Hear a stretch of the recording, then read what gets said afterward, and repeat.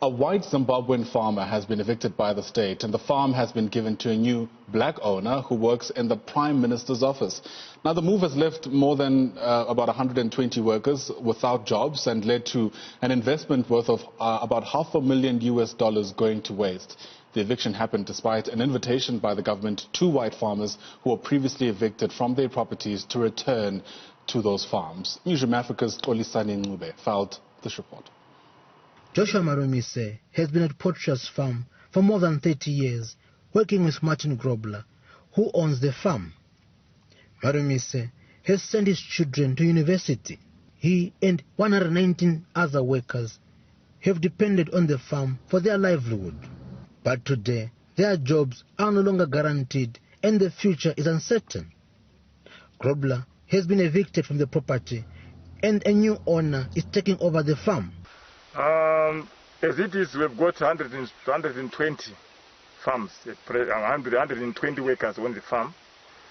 We are aiming to increase the number because we are coming to planting season.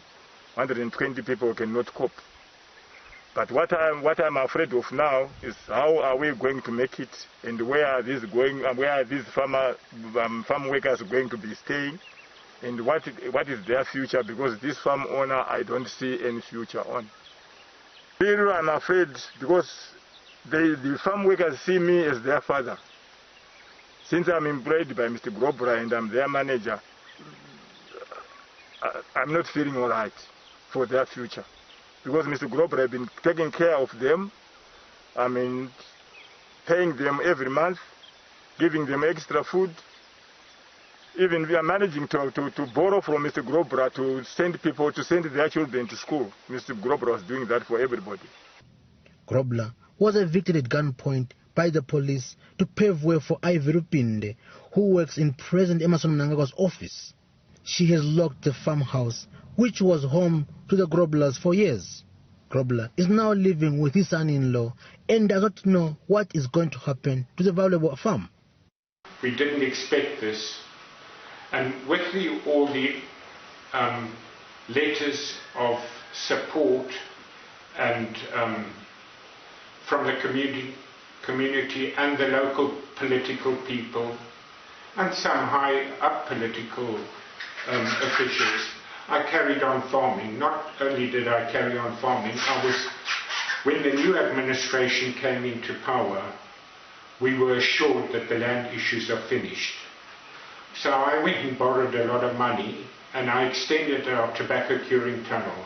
This is all now outstanding debt.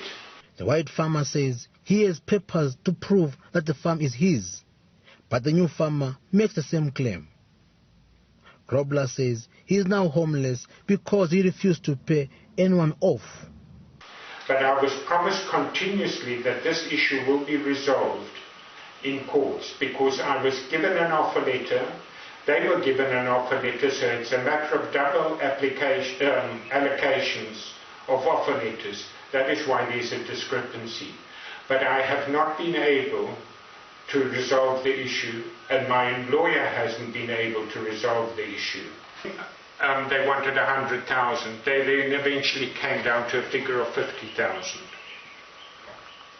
I didn't have the money to pay them, but even if I had it, I was told there's no price on offer letters. This is happening at a time the government is making deals with some former farmers who were evicted from their land during the Robert Mugabe era.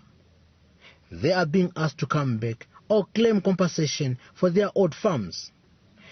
At the turn of the millennium, the Mugabe government embarked on a fast-track land reform program, which saw white farmers being kicked off the land.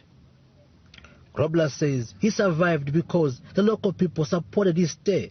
My question is to the government, why am I still there?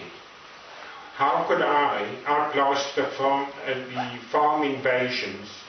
And by the way, I was invaded by the same lady years ago, and the entire community, 300-400 people, came and chased her away. And if it wasn't for them, I wouldn't be there. When Mnangagwa took over in 2017, he promised to stop any further farm invasions. But now Grobler is questioning the ZANU-PF administration.